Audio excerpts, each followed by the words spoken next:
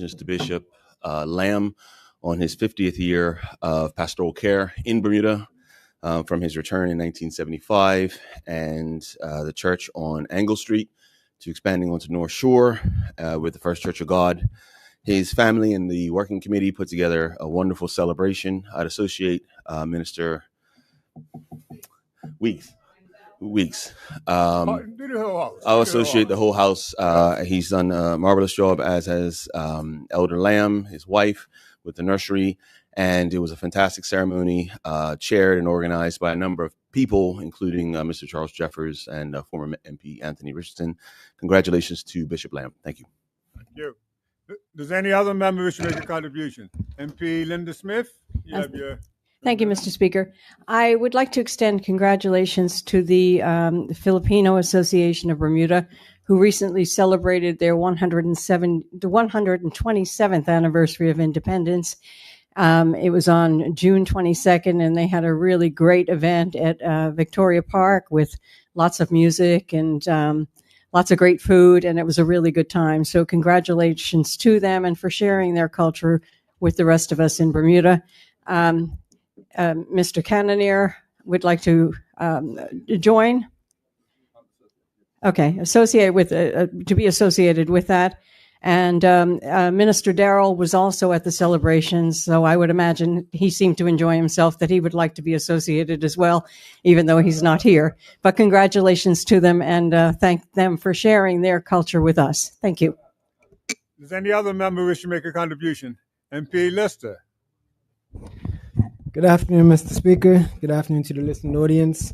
Mr. Speaker, I just take some time, my few minutes, to first offer condolences. Firstly, to the family of Miss Marcia Smith of Stour Lane, Somerset. I'd like to also associate MP Fogo. She might be from St. George's, and our MP Jamal Simmons, and I'll associate all the rest of MPs. Mr. Speaker, growing up on Overplus Lane, which is just over from Stour Lane, Mrs. Smith's son, Casey, one of my first friends. So it's very sad to open the paper and see that he lost his mother recently, and myself recently having lost my mother, I know how that pain feels. So I'd like to send condolences to the family of Miss Marcia Smith. Also to the family of Miss Patsy Pitcher of 11 Privateer Lane of Warwick. Growing up 70 Adventist and going to Warwick Church, I knew her and her husband and her son as church members, and so I'd like to just send condolences to them, especially to her son Troy Pitcher, who for very long time I've known him and growing up. He was my Pathfinder leader many years ago. And Mr. Speaker, on a lighter note, I would just like to send birthday congratulations to two of my constituents. One, Mrs. Maria Eduardo Bento Perry of 25 Paddock Road, who celebrated her 89th birthday on July 2nd.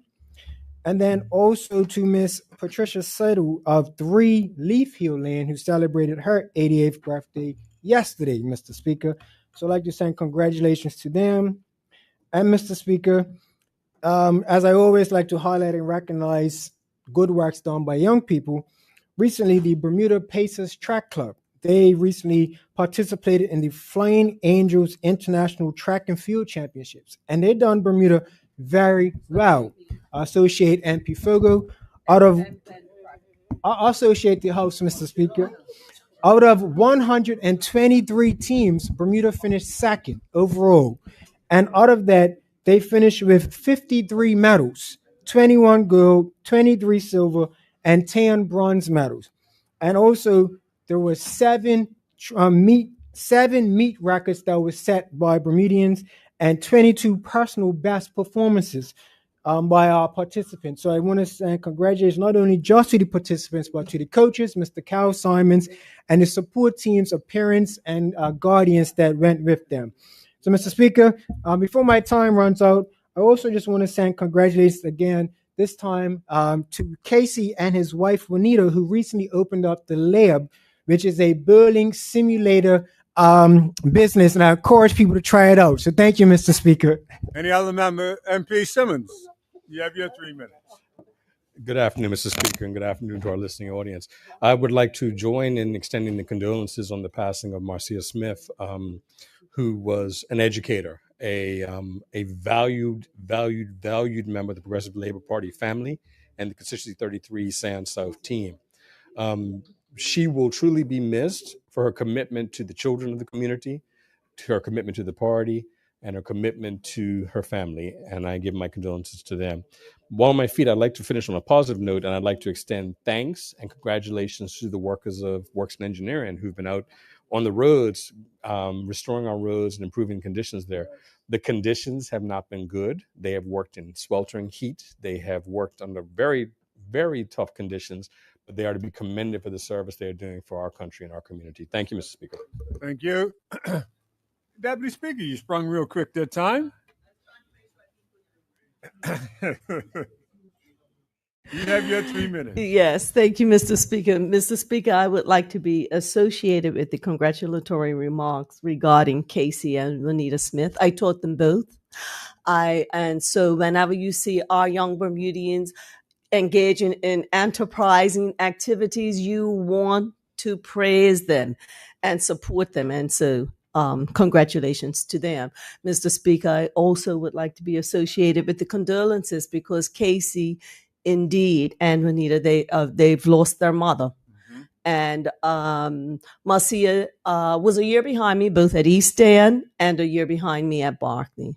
And so I was very saddened to see that she had passed away. And so condolences to her family, her St. George's family, as well as, I guess, her family in Somerset. Mr. Speaker, I would like to say a great big birthday announcement for Miss Bernice Smith in St. David's, who will turn 100 tomorrow. I do believe the premier will be coming out to celebrate that. Her great nephew, I guess, sits in the House as the opposition leader. And so I will associate him and the premier with this announcement. I do intend to be at that engagement, and I'm sure I'm going to have a whale of a time dressed in blue and gold.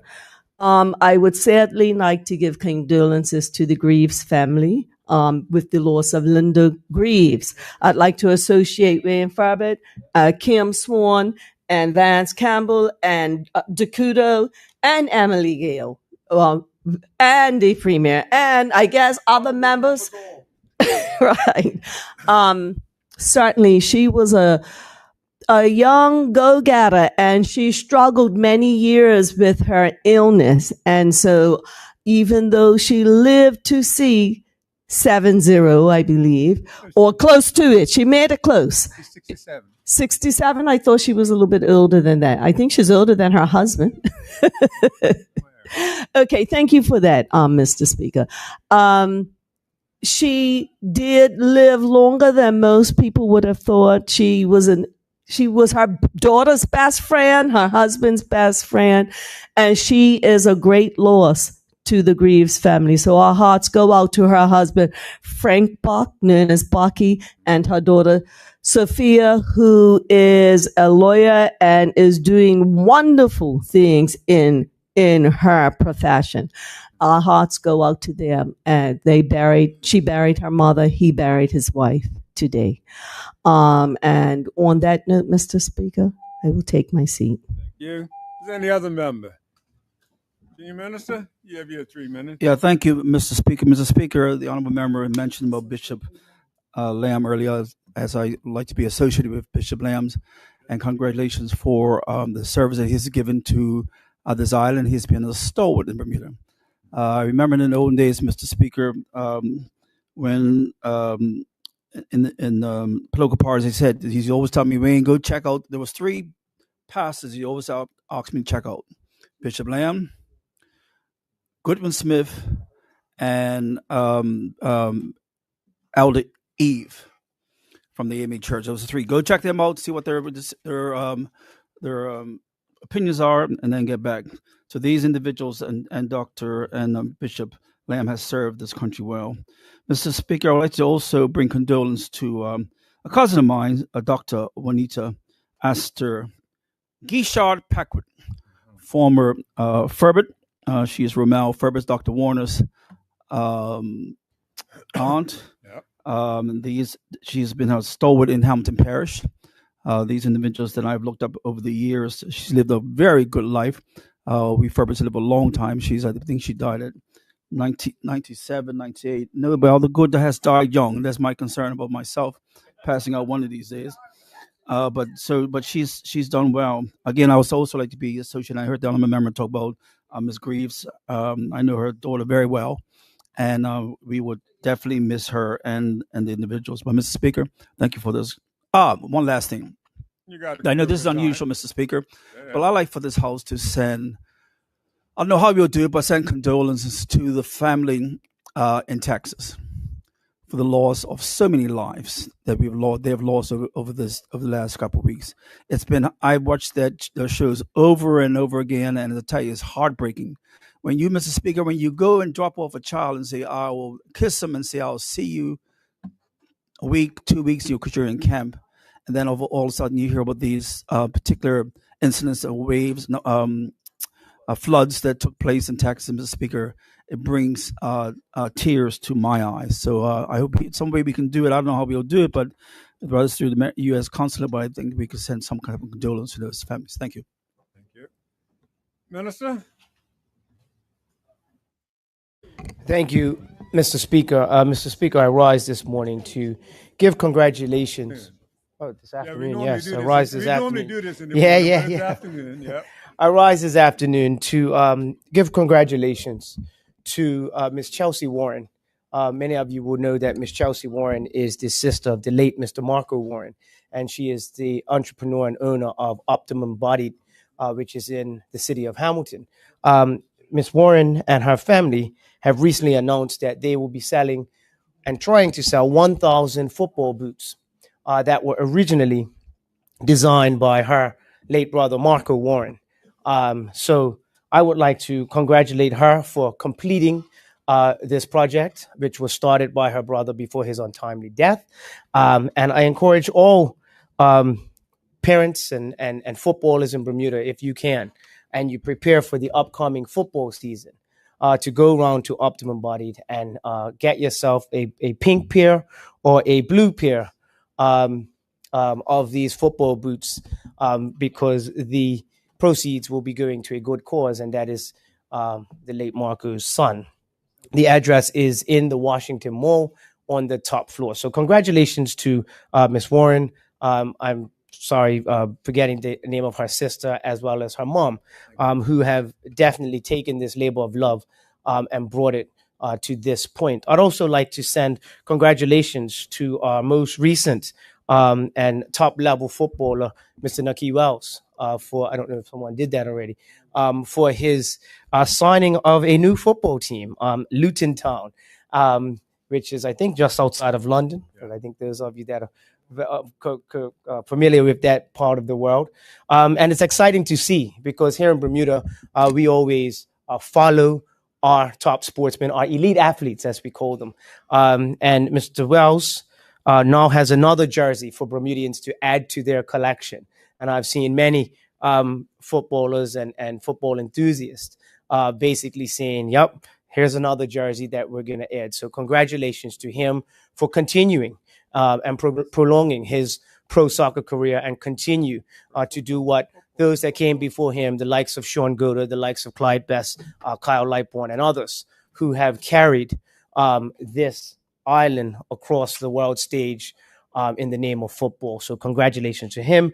And finally, staying with the sporting theme, the Bermuda rugby team is down in Mexico, and they received their first win recently. So I want to say congratulations to them and continued success, and they all come back with more success. Thank you, Mr. Speaker. Thank you, Minister. Mr. Whip, you rising or? Okay, Mr. Whip, you have your 3 minutes. Thank you, Mr. Speaker, and good afternoon, colleagues in the radio audience. Mr. Speaker, firstly, let me ask that condolences be sent to the family of the late Eula Thomas of Silverdale. She was actually the widow of a former member of this house, Elder Austin Thomas. And I associate Kim Swan the rest of the house, Weeks, Minister Weeks as well. She's the mother to Renee and Selena. And one of the reasons why I certainly would feel free sending these condolences, because both Ms. Thomas, Eula, and Austin Thomas set me on, I would think, the road to success when I was in my puberty years. They were my Sunday school teachers, both of them one after the other, at the Even Light Tabernacle on Parsons Road. So I certainly express condolences to the family. The second one I would like to associate with is the passing of Linda Greaves, who was the wife of a friend of mine, Bucky Greaves, a very good friend of mine. He was a footballer as well. So condolences to the family as well. On a more happier note, I would associate with the congratulations to this young couple, Casey and Bonita. They are friends of my children. And I think we can never not express satisfaction with the youth of what they're doing today, because you hear a lot of bad things, and I certainly would support them in their venture as well. And finally, Mr. Speaker, I would like congratulations to be sent to my stepfather, Mr. Arthur Toki Mills. That name may be familiar with a lot of people in the hospitality area, because they know that he was like Mr. Reefs as far as transportation came about. He was their main person in terms of moving their clientele around either from the airport or back to the airport or to the beach or wherever they were going to go. And Arthur was an ambassador, a taxi ambassador extraordinaire, and he went 100 years old last week Friday. So I ask that congratulations be sent to him. Thank you very much. Yeah. MP Swan, would you like your 3 minutes? Yes, Mr. Speaker, I would like to follow on and associate myself with those congratulations on celebrating 100 years to my friend Tokyo Mills. I'm one of the few people that'll call him Tokyo Mills. No, because that's what my uncle told him. He says, Tokyo Mills, you'll never be able to buy a set of clubs that can beat me, Herman Tushy Bascom. So with that little bit of laughter, Mr. Mills and I played many rounds of golf together and helped to formulate me as a young man growing up at Port Royal with many other elders. And I just want to be associated with those congratulations that he has lived a long and healthy life. I would like for congratulations to be extended to Mr. Jared Dillis and Ms. Tracy Burgess, being the Bermuda National Amateur Champions. Did so in the month of June at Port Royal in sweltering heat. Congratulations to them. Send condolences to the family of Richard Fogden, who used to play a lot of golf at St. George's, that I got to know when I moved to St. George's. Be associated with condolences along with MP Ming to Linda Greaves and her family on her passing. That would be part of MP Ming's family indeed. And certainly I would like condolences to be sent to the family of Dale Harvey, whose brother Tommy and his sister Esther passed away not too long ago, whose family I know very well. Tommy being a member of the One Bermuda Alliance and actually ran against me on 2 occasions. But notwithstanding that, there's St. George's family, part of my extended family, the Fogo family as well. And I know I don't see him here, but I'm sure MP Cannoner would be associated with that, because that's part of his family as well. And they, I think, and MP Ming and MP Fogo certainly would be associated with those condolences as well. And finally, I'd like to be associated with the congratulations being sent to Bishop and First Lady Lamb on their milestone and their life of service, having returned home just yesterday to serve in Bermuda. And I'll allow my last congrats to be given by the next member that stands up, I think, from Somerset. So I'll be associated with that when it arrives. MP. Good afternoon, Mr. Yes. Speaker MP and Neal. my colleagues. I'd like to certainly add to the condolences for Mrs. Linda Greaves that were already shared within the House, and certainly highlight her as a trailblazer in the international business industry. She was amongst the group of Bermudian young women who entered the industry initially as administrators, etc., and was able to see the opportunity that lay ahead. And certainly she has been a trailblazer. She ended her career as a vice president in claims at Chubb's. And certainly she is an exemplary individual whose life we could all look at and learn from. I can remember when I first ran for Parliament in constituency 23, I reached out to her because I knew of her knowledge of her community, but most importantly, her love for her community and her commitment. I will be forever indebted to her for her wisdom, her keen insight, and the encouragement that she provided. And I extend my condolences to her family and all who loved her. I would also like to extend condolences to the family of Mr. Roderick Butler, who's a member of constituency 36. And I would, on a more happy note, I would like to offer congratulations to Mr. Kalizul, Mr. Gospel himself, on 62 years of leading in as a gospel music announcer and introducing the gospel music industry to Bermuda. So just this last Sunday, he celebrated 62 years. And so I'm sure everyone in this house would like to extend congratulations to him and thanks, because he is behind the scenes as we are on every week. Last but not least, I'd like to offer a birthday congratulations to several members in our constituency who are having milestones. I won't say the years, but I will say the names of these individuals: Miss Janet Roth, Miss Doris Werner, Mr. Garrett Baxter, who we all know about, Miss Candy Jones, and Mr. Anthony Yearwood, and Mr. Gary Fraser. Thank you, Mr. Speaker. Thank you. MP, does any other MP King, would you like your 3 minutes? Yes, Mr. Speaker. I want to send congratulations and commend the great work that the Family Forum is doing to address gun violence in Bermuda. The Honorable Minister Weeks was there, and MP Bean was at the monthly meeting that was held at Whitney Institute last night.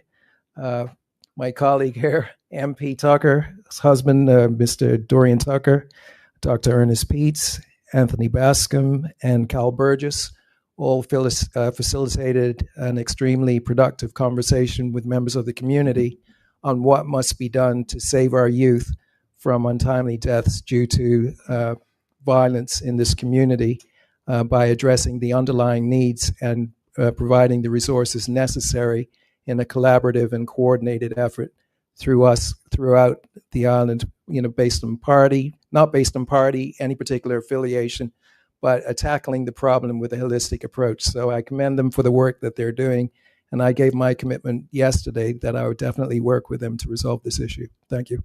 Thank you. Does any other member? MP Famous, you have your 3 minutes.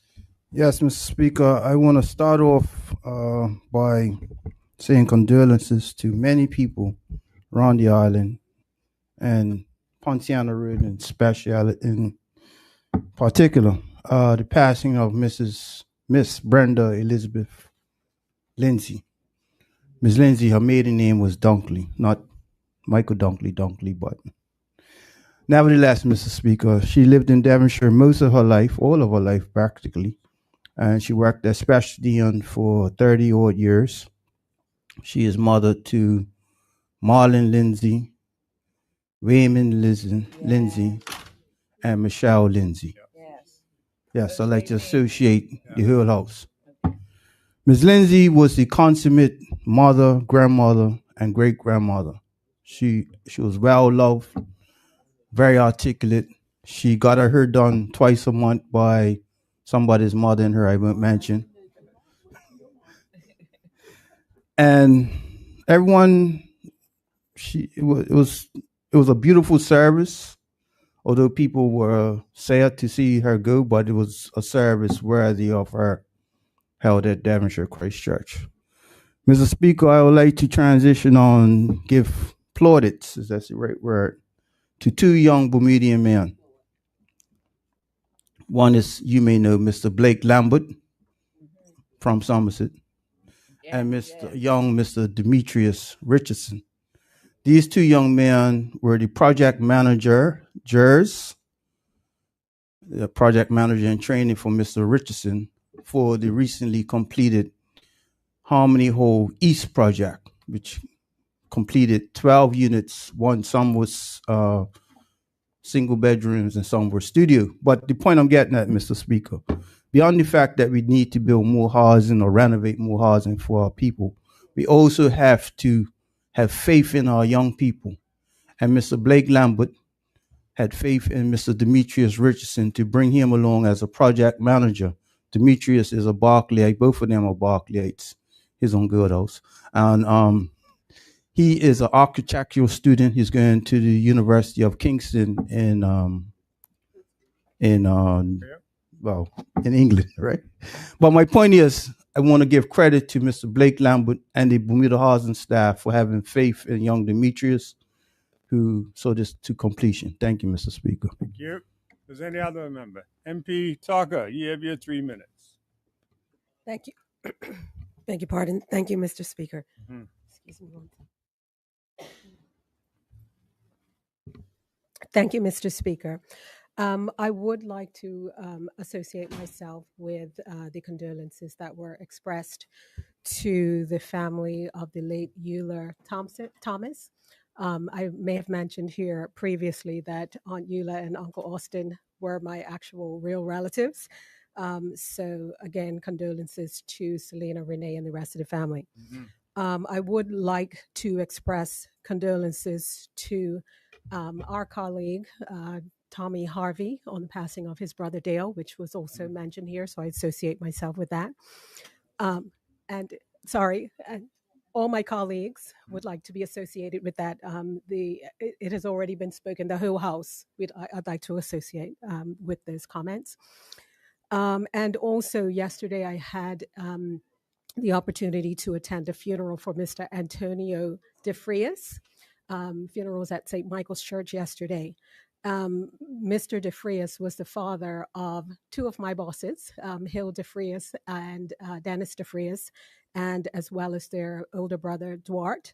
And the obituary was read, although I didn't get to know Mr. De Frias Sr., but I certainly worked very closely with the others and have seen firsthand what wonderful people Mr. De Frias has produced along with his wife. So I would like to express condolences to the De Frias family. I would also like to say congratulations. It was in the statement that was read earlier by MP Minister Rabane on the renaming of the Bermuda Library to the Florence Webb Maxwell Youth Library. I think that's a great idea. Yes. And so I would just like to say congratulations to her as well. Thank you, Mr. Speaker. Thank you. Premier, would you like your 3 minutes as well? Absolutely, Mr. Speaker. Thank you, Mr. Speaker. Mr. Speaker, I rise to ask this Honorable House to please send a note of condolences to... You need to go the other way too, right? On the passing of Diane Juliet Russell, who went on to glory on Friday, June the 27th, in her 84th year. I'll associate the whole House, Mr. Speaker. Mrs. Russell was the beloved wife of Mr. Raymond Q. Russell Sr., the mother of Raymond Russell Jr., Reverend Dr. Maria Seaman, and my constituent, Miss Allison Russell. I would like to pay tribute to the family, Mr. Speaker, because they sacrificed to care for her at home until her passing. And we know that that is a challenge for families, and it is something that I always, whenever I spoke to them, I shared and I certainly did admire. Miss Russell told me when I spoke to her that said that mom held on until her great-granddaughter, Naija White, graduated from Berkeley the day prior with a scholarship, I may add. And so she went home to glory peacefully, and I would like to ask the Honorable House to extend condolences to her family. I would also ask a letter of condolences be sent to the family of Miss Beverly Annette Stoneham. Mr. Speaker, I knew Miss Stoneham for most of my life as my mother did her hair. She was a well-known travel agent, an all-around lovely person, and her one relationship with me is that she got me my first and only job in international business, a summer job in the summer of 1997 at a company called Century 28 years ago. Unfortunately, although I was off island for the homegoing service, Chris and I were able to visit with her family at a lively fundraiser at the Bermuda Industrial Union. So to Mark and Eugene, I extend my condolences to you. Mr. Speaker, I'd also like to be associated with condolences to Ms. Brenda Lindsay, given by the Honorable Member for Constituency number 11. Ms. Lindsay is someone who I've also known for most of my life, as my mother also did her hair as well. And the last time I saw her, she was in what is now called Glam Studio, getting hair done as she religiously did. Certainly, I know the family, Mr. Speaker, and like to be associated with those condolences. Also like to be associated with congratulations that are given to Bermuda's Bishop, Bishop Lamb, on his 60th pastoral anniversary in ministry and 50 years Bermuda and 10 years in the United States. And finally, Mr. Speaker, I'd like to be associated to the congratulations offered by the Deputy Speaker, recognizing Miss Bernice Winfred Dolores Smith, who will be turning 100 years tomorrow. Some of the opposition leaders' family introduced themselves to me yesterday outside of Cabinet, and I look forward to celebrating with them tomorrow.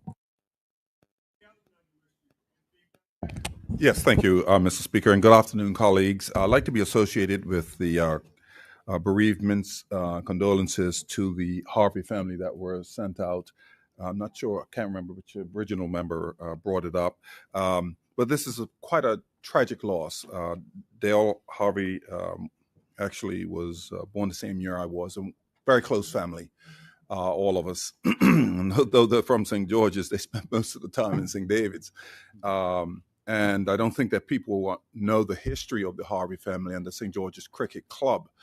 They were a major part of the beginnings of the St. George's Cricket Club. And so, quite frankly, a very tragic loss for the family who lived right on the boundary of the property on both the south side and the west side of the cricket club. The sad thing about this, Mr. Speaker, is that Aunt Margaret, Dale's mother, has lost 3 kids. She's still alive and has lost 3. Her only daughter, 2 other sons. And so this is quite tragic. I mean, that doesn't happen too often where a mother has to bury, maybe 1 child, maybe 2, but now 3. All what I would consider to be all very young, and they're passing my age and younger. Yes, that's right. And husband. So this is a family who has played a major role in the community of St. George's. And so I just want to ensure that if we can, please send a letter of bereavement, because historically they've played a major role in something we called Cop Match and the St. George's Cricket Club that is historic in many ways. So our bereavement to the family. Thank you. Deputy Premier, would you like your 3 minutes? Yes, thank you, Mr. Speaker. Mr. Speaker, I rise today and ask the House to send our condolences to the family of Mrs. Helga von Dittel Trapnell Wingate.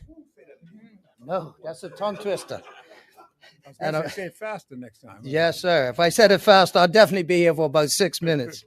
But Helga was the wife of, I think everyone in this house, let alone probably Bermuda, Mr. Speaker, knows her husband very well, David Wingate, who is the conservation officer for some 34 years. She was certainly what people call a naturalist.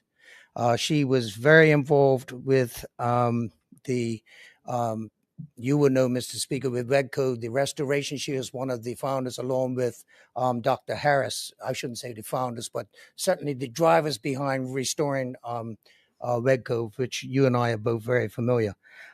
She also spent a lot of time with National Trust, Bermuda Audubon Society, and the Bermuda Botanical Society. And of course, it's no secret, everyone in the House will know that her and her husband were very much responsible for restoring Nonsuch Island, the nature reserve there, and of course lived there for some time. So my condolences to husband David Wingate, and my prayers go out to him and his family. Thank you. Thank you. Any other member? None other? Minister, you almost lost it. No, I promise I'll be very quick, Mr. Speaker. Mr. Speaker, I just wanted to associate myself with the condolences of Ms. Beverly Stoneham. She was my nursery teacher, and my grandparents seem to find great pleasure in reminding me every time that we're together that she has literally seen me grow up. And so she's always been a pleasant spirit to me. And then her son, Eugene, is a good friend of mine who, as you can appreciate, we've grown up together as well. So I just wanted to send my condolences to that family, but also wanted to send congratulations to Ms. Harvey and the United Dance Production, who 2 weeks ago did a recital. I think Minister Ferbert's daughter was there, and Minister, MP Fogel's granddaughter, and everyone's granddaughter, apparently, or almost everyone's granddaughter was in this recital. But in particular, Mr. Speaker, there was a very special 4-year-old that named Yara Michelle Adams, who took great pleasure in dancing to a Barbie song, and Shake Your Groove thing was a tap thing. And so something tells me that I will be going to recitals for quite some time, and but just wanted to say job well done to them. Thank you. Thank you. Does any other member wish to make a contribution? None other? Before I move on, I'd just like to acknowledge in the gallery today former Senator Santucci. Nice to have you visiting us today. Thank you. Good. Reverend Santucci, yes. The next item on the order paper this afternoon is matters of privilege. There are none. Personal explanations, there are none. Notice of motions for the adjournment of the House on matters of urgent public importance, there are none. Introduction of bills. There's a government bill to be introduced by for the Ministry of Finance, but the Deputy Premier is going to introduce it on behalf of the Premier. Thank you, Mr. Speaker. Mr. Speaker, I am introducing the following bill for its first reading so that it may be placed on the order paper for the next day of the meeting. The Corporate Income Tax Amendment Act 2025.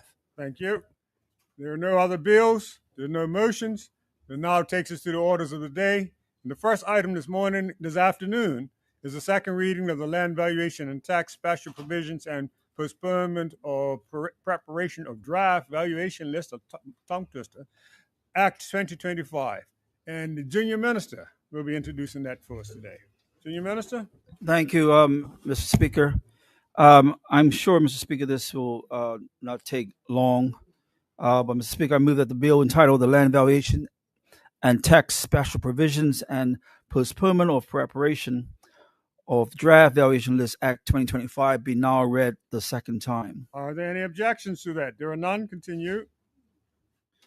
Mr. Speaker, I'm pleased to introduce for the second reading and the approval of this Honorable House this bill entitled Land Valuation and Tax Postponement of Preparation of Draft Valuation List Amendment Act 2025.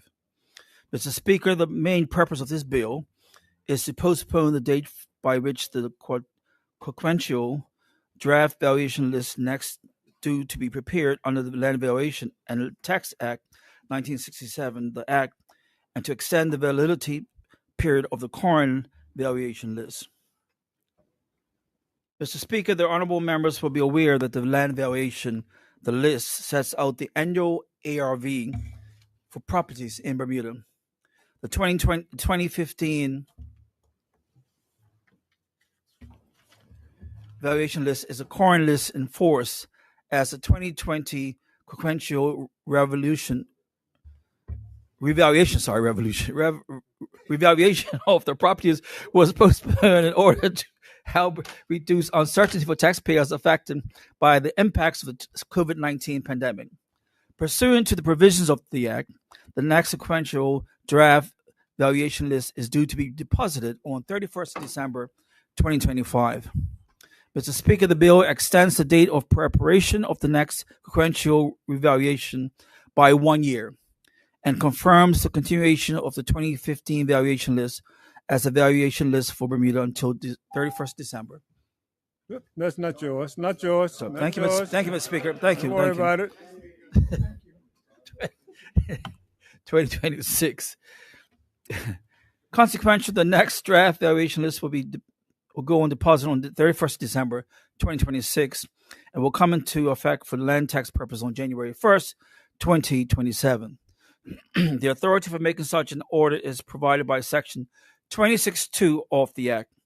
Mr. Speaker, the Land Valuation Department, the department efforts in updating and maintaining the valuation list are crucial to the Bermuda land tax system.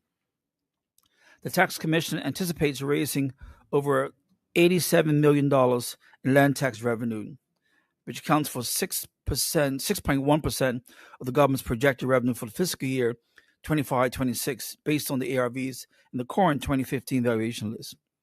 Mr. Speaker, the sequential revaluation involves revaluing all properties on the island, and honorable members will appreciate that this is a considerable and significant undertaking for the department, which comprises only 8 members of staff. The objective of a sequential revaluation is to reflect changes in property rental values at a specific point in time. This means appraisal ensures that all properties are valued on the same basis and date, promoting equity and fairness in assessments, and consequently in land tax liability for Bermuda's residents. Mr. Speaker, a key component of the revaluation process involves collecting data on approximately 37,000 valuation units. Historically, this has been done by printing and mailing out hard copies, notices, and forms. I'm sure many of us will recall those forms. The data received back is manually entered into the department's IT system, a process that takes about 6 months, requires hiring temporary data importers. In addition to paying overtime to the department staff, the 6 months spent on transcribing information from the hard copy form will better utilize analyzing the rental data and valuation model building.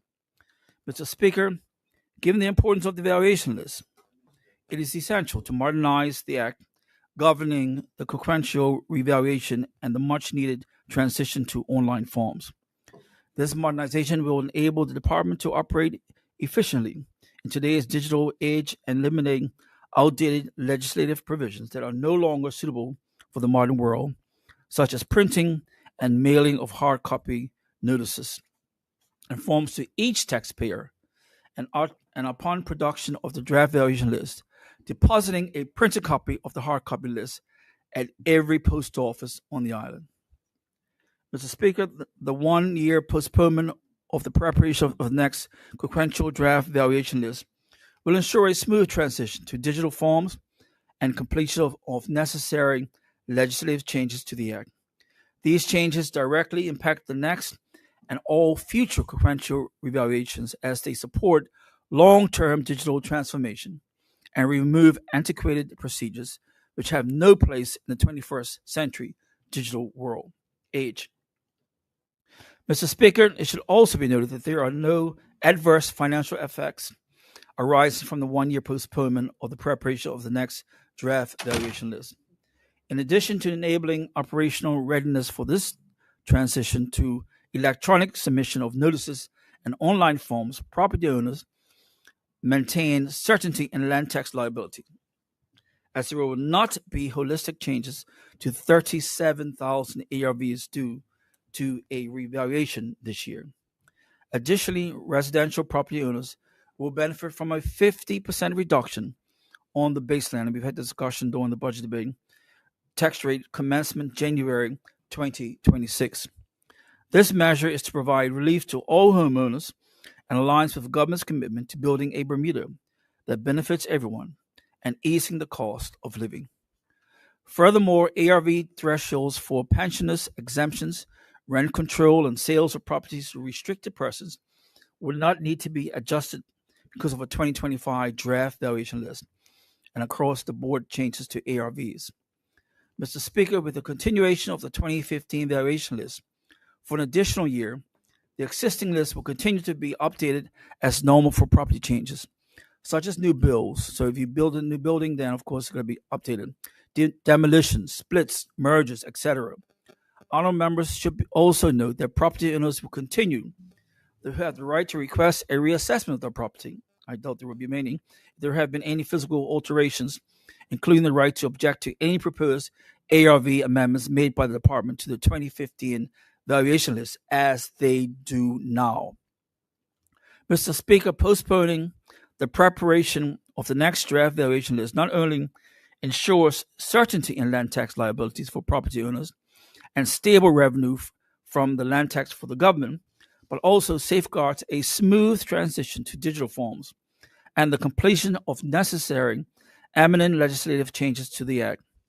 As previously mentioned, these changes will significantly influence the upcoming and all future sequential revaluations by advancing long-term digital transformation and eliminating outdated practices that no longer belong in the digital era. Mr. Speaker, with those introductory remarks, I now move that the bill entitled Land Valuation and Tax Special Provision and Postponement or Preparation of Draft Valuation List Act 2025 be read for the second time. Thank you, Mr. Speaker.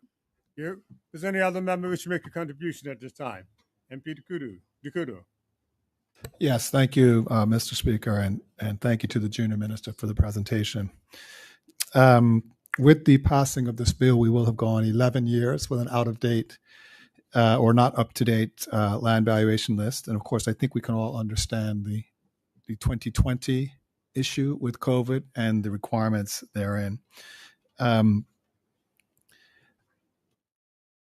It was mentioned that there wouldn't be any, financial impacts to this, but of course, if there's people the value of whose property has decreased with respect to the market, they will now perhaps spend another year paying a higher land tax than they might otherwise have. Or conversely, the government may be missing out on land tax revenue where properties have increased. So that's a comment I have there. I am curious, though, why the delay is happening now and why, for example, this wasn't something that was considered sooner by the government before the 5-year deadline ran out. I do note that the junior minister spoke about upcoming changes to legislation that would change the process to make it more efficient. Perhaps he could provide some indication of what kinds of things that are in the process that are, actions required by legislation versus the actual practice, i.e., do we need to actually change the law for the, I imagine it would be the Land Valuation Office to change the processes and procedures, or are there things that they could have just cracked on and made changes with anyway without changes to the law? I know he did refer to the depositing of the list in the post office, and with due respect, of course, I personally would not go to the post office to look it up if it was available online, but with due respect, printing out and putting this list in the number of post offices that we have, I would suggest is perhaps not so burdensome that we ought to delay the list for a year. And as we know, there are many individuals in our society who that is their way of accessing this kind of information for the government. They are not fully online. And I would submit that you would probably need to provide this list in hard copy anyway. And I also can appreciate that you would want to have procedures that allow these, I know that there's forms that get sent out and returns that have to be made and then notices, and then you have to review the notice and then you could object. And I can also understand that we would like to do this online as much as possible. But we know, Mr. Speaker, there are going to be those who need to do it in hard copy. That's the way of the world. And I would like to know if there are specific things in the law that prevent the digitization of those processes.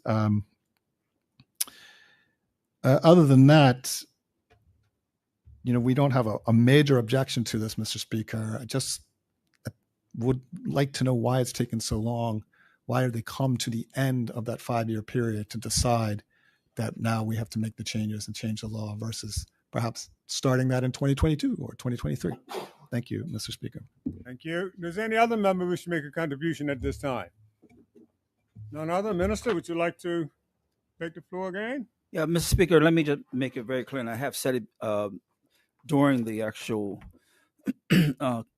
speech, is that if anyone wants to get their property revaluated, they think that it has gone down in value, they can do it. And if you think your property is going up, want to get it revalued, you can't do that also, so you can pay more taxes. That's fine with us. That's everyone. I doubt that I said if anyone who knows their property is going up will think that we'll run to the government in a hurry to get it reassessed. But if you feel that yours has gone up and you feel like you want to go ahead and do it, we welcome you to visit the office, and they'll be glad to come up to your house tomorrow. But if your property you feel has gone down, you again have the right to go to the department and ask for it to be reassessed.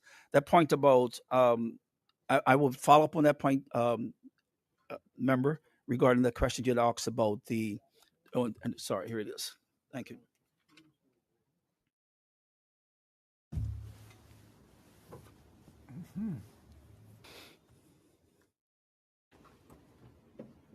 Yeah, so it's only been recent, and the information I have has only been agreed here recently that it'll be digitalized only fairly recently.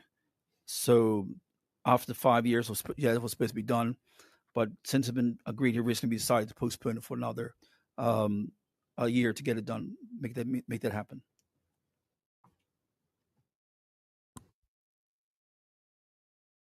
No, we're not in committee. We're in the House. Yeah, you got to move us to committee now. Move us to committee. I thought it was in, for some reason, I don't know why. No. I should have known that. Yeah, thank you. Mr. Speaker, I move that the bill be committed. Deputy Speaker?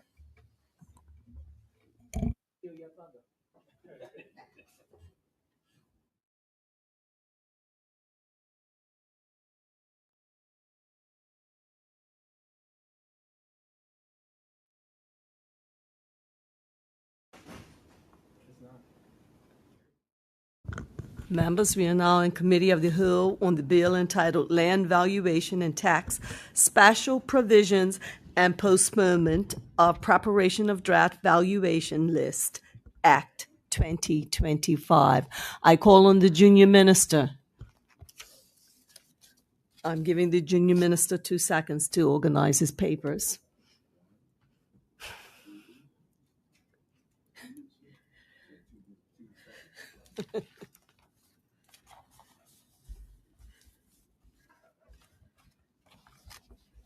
Thank you, Deputy Speaker, Madam Chair. Madam Chair,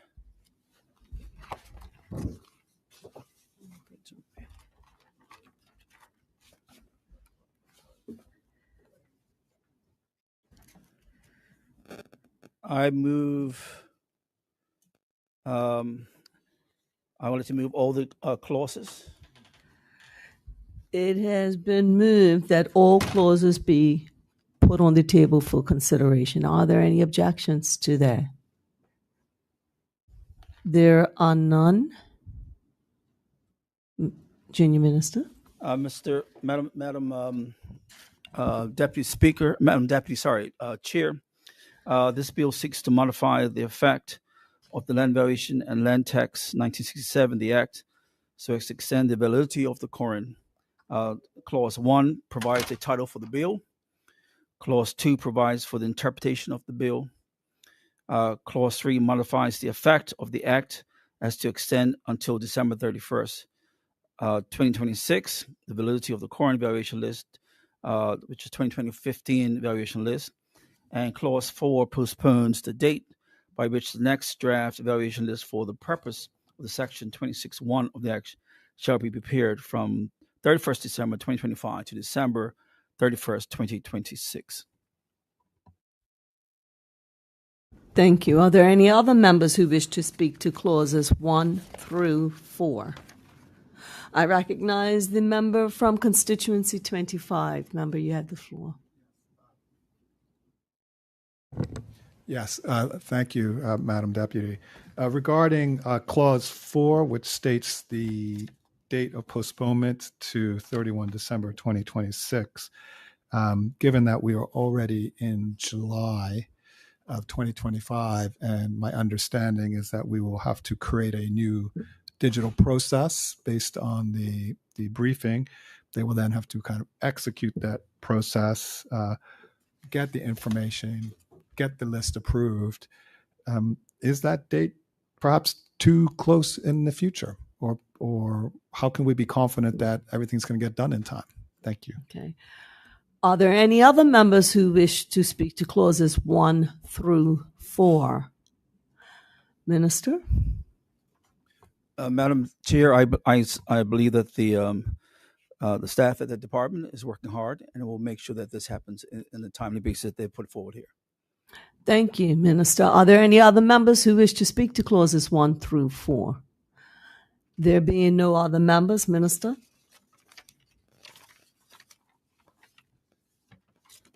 Madam Chair, I move that the preamble be clause 1 to 4 be moved. It has been moved that clauses 1 through 4 be approved. Are there any objections? There are none. Approved. I move that the preamble be approved. It has been moved that the preamble be approved. Are there any objections? There are none. And I move that the bill be reported to the House as printed. It has been moved that the bill be reported to the House as printed. Are there any objections? There are none. So moved.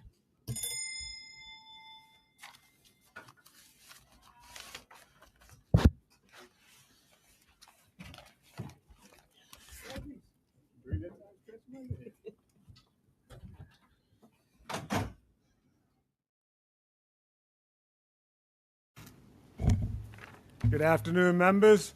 Are there any objections to the bill entitled the Land Valuation and Tax Special Provisions and Postponement or Preparation of Draft Valuation List Act 2025 being reported to the House? There are none. Thank you. It has been reported to the House.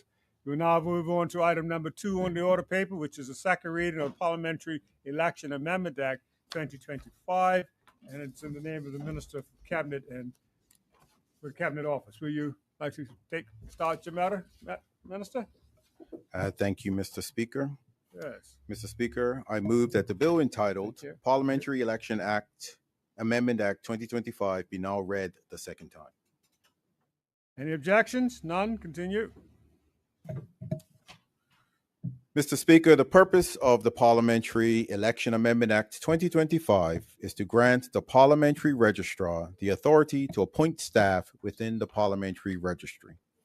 This amendment is a key step in supporting the ongoing reorganization of the department, which commenced in February 2024, with the aim of enhancing the operational efficiency, independence, and overall effectiveness of the office. By formalizing the registrar's staffing authority in legislation, this amendment assures that the Parliamentary Registry can remain appropriately resourced to fulfill its critical mandate of administering elections and maintaining the Parliamentary Registrar, while aligning with best practices for independent electoral bodies. Mr. Speaker, this amendment comes at a time when there is increasing public expectation for electoral reform and modernization. To meet these expectations, it is essential that the Parliamentary Registry be positioned to recruit and retain the right talent and expertise, and to do so in a timely and efficient manner. Granting the registrar the authority to appoint staff and engage technical advisors ensures that the office can remain responsive to the evolving needs of the electoral system while upholding its independence and maintaining the highest standards of electoral integrity. Mr. Speaker, the Parliamentary Election Amendment Act 2025 introduces a new clause under Section 6 of the Act to formalize the staffing arrangements within the Parliamentary Registry. This clause provides that the registrar will be supported by such a number of public officers that may be required for the discharge of the registrar's duty. It further empowers the registrar to delegate specific duties, powers, or functions to staff, with the exception of the power to delegate itself. Mr. Speaker, the amendment also allows the registrar to engage technical or professional advisors as needed to assist with specialized demands of electoral administration. Importantly, all staff appointed or engaged under this provision will be under the direction and control of the registrar in the performance of their duties under the Act. Mr. Speaker, this change reinforces the operational independence and flexibility of the Parliamentary Registrar, ensuring the office is properly resourced and positioned to meet its constitutional responsibilities effectively. Thank you, Mr. Speaker. Thank you. Minister, does any other member wish to make a contribution at this time? Any other member? There are none? MP King? Yes, good afternoon, Mr. Speaker, and members of the House and listening public. Just a small question. How will accountability work with regards to this amendment? Thank you.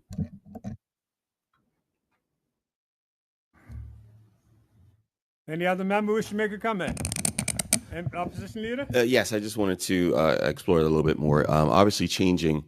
We obviously support any increase in the parliamentary registrar's abilities, and we know that she has an incredibly difficult task, and so therefore additional resources and additional flexibility in getting those resources is good. As it relates to accountability, I think it's a question of there are HR protocols in place with all government departments, and those protocols include certain safeguards. And the question relates to, are those safeguards still going to be in place? How will the hiring process still entail that we're getting the best quality staff, et cetera? It's a general question. Thank you, Mr. Speaker. Thank you. Does any other member wish to make a contribution? None other? Minister?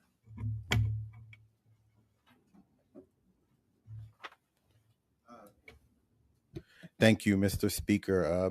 Mr. Speaker, as with other entities that have been given this responsibility, there's still the persons will still be hired under the relevant collective bargaining agreements and subject to the same scrutiny that all government employees will be subject to. That is annual performance appraisals, job descriptions, etc. What this does is an act that was brought into place to kind of cut through some of the barriers that some departments have with the hiring process and the difficulty it does take.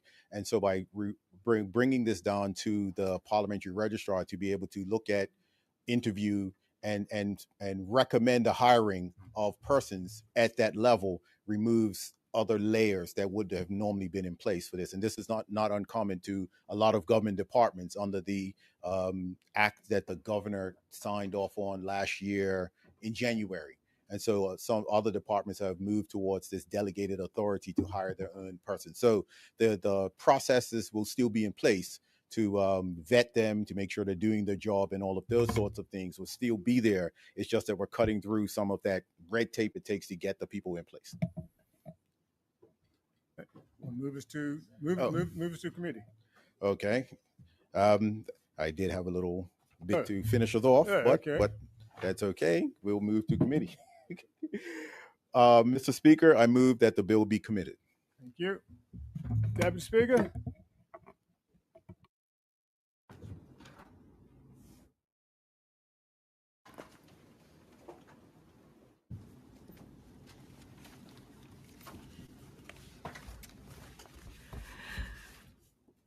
We are now in Committee of the Whole for the bill entitled the Parliamentary Election Amendment Act 2025.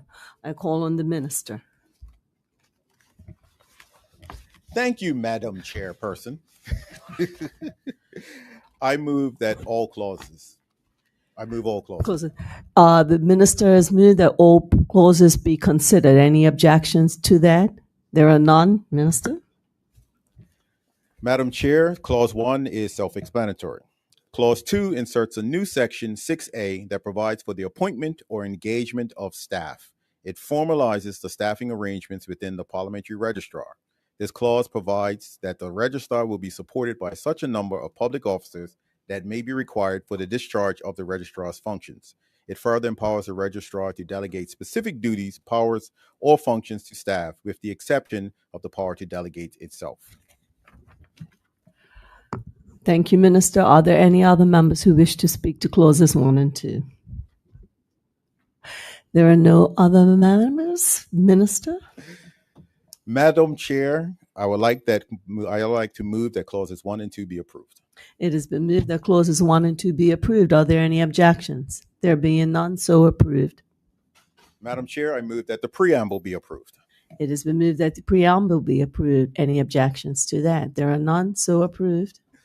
Madam Chair, I move that the bill entitled Parliamentary Election Amendment Act 2025 be reported to the House as printed. It has been moved that the bill entitled Parliamentary Election Amendment Act 2025 be reported to the House as printed. Are there any objections? There are none. So approved.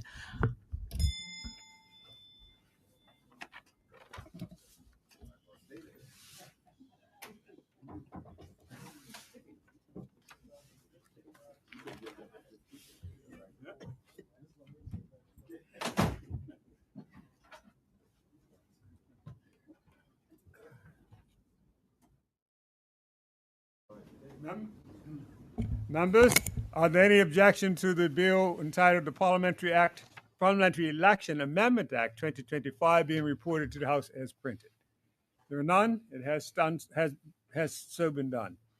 We'll now move on to the third item, which is second reading of the Building Amendment Act 2025. Again, this is in the name of the Minister of Cabinet. Minister? Mr. Speaker, I move that the bill entitled Building Amendment Act 2025 be now read for the second time. Any objections? There are none. Continue. Mr. Speaker, I am pleased today to rise and share with members of the House this bill entitled Building Amendment Act 2025, which has been some time in the making.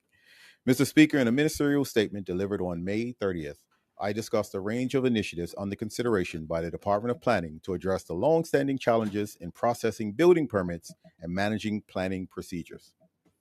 At that time, I committed to keeping this honorable House and the public informed as we advance measures designed to streamline and modernize the planning processes.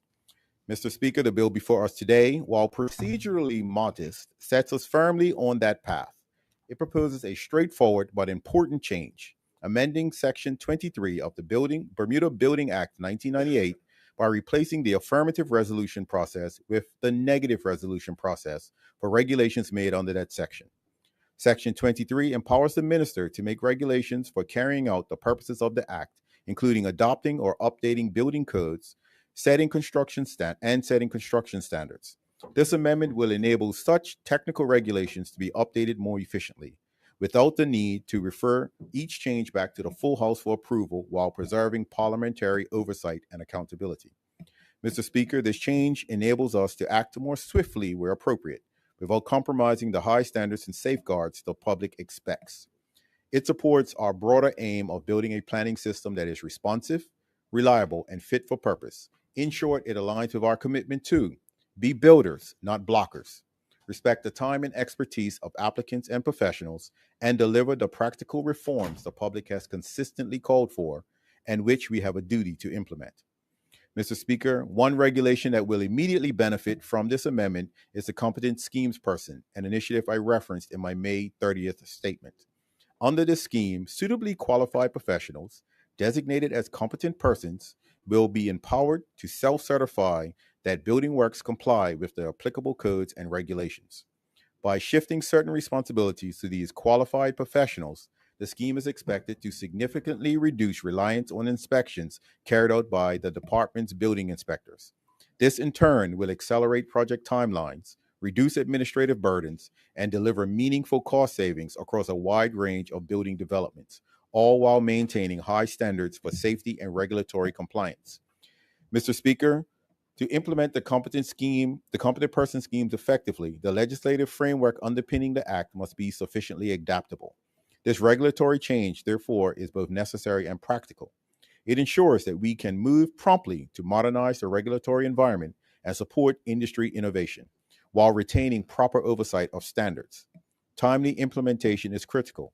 It will facilitate more efficient credentialing of professionals and help uphold rigorous safety and quality standards, informed by industry experts and professional best practices as determined by the appropriate regulatory committees. Given the technical nature of these updates, the negative resolution process is both appropriate and proportionate. Mr. Speaker, by adopting this more streamlined approach, the government is taking a decisive step towards the modernization of Bermuda's construction regulatory framework. An amendment not only supports the successful rollout of this competent person scheme, but also lays the foundation for further reforms aimed at reducing delays and enhancing efficiency across the sector. Thank Thank you, Mr. Speaker, and I now invite comments from my honorable colleagues. Thank you, Minister. Does any other member wish to make a contribution? MP King? Yes, Mr. Speaker.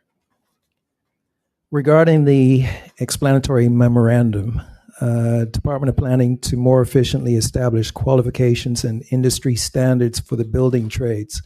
What standards and qualifications are we speaking to specifically? City and guilds? It's a bit vague. Thank you. Any other member wish to make a contribution? Opposition Leader? Yes, thank you, Mr. Speaker.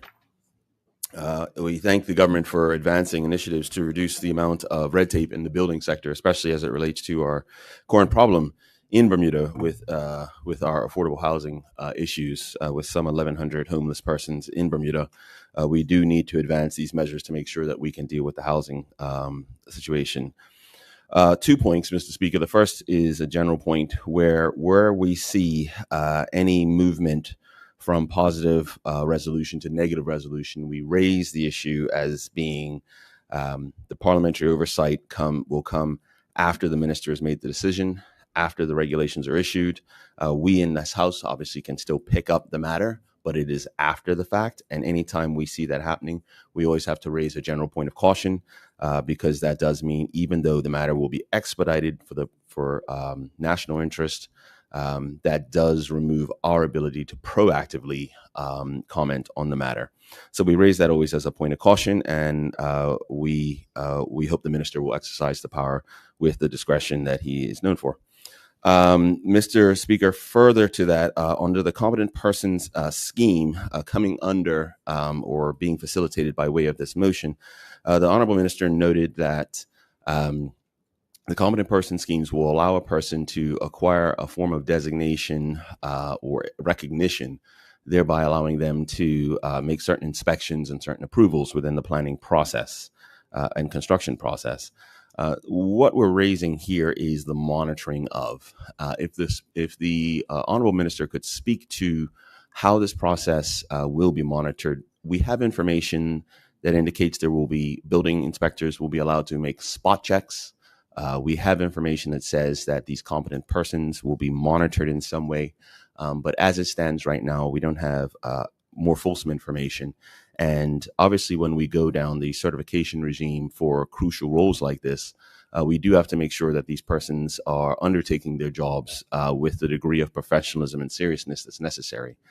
In financial services regulation, we have fit and proper regimes, and in other countries, they have senior used to be called managed functions regimes. And it basically just means that those persons in those trusted roles have their own regulatory regime that's literally sitting on top of them that they have to comply with, so that when they're exercising their roles, that they do so under controlled circumstances. So if the Honorable Minister could speak to how we intend to oversee those competent persons to ensure that, again, they do their jobs with technical excellence and professional acumen, and they stay up to date with their qualifications. Thank you, Mr. Speaker. Thank you, Opposition Leader. Does any other member wish to make a contribution at this time? Minister? Thank you, Mr. Speaker. I want to thank my honorable colleagues for their thoughtful contributions to this debate.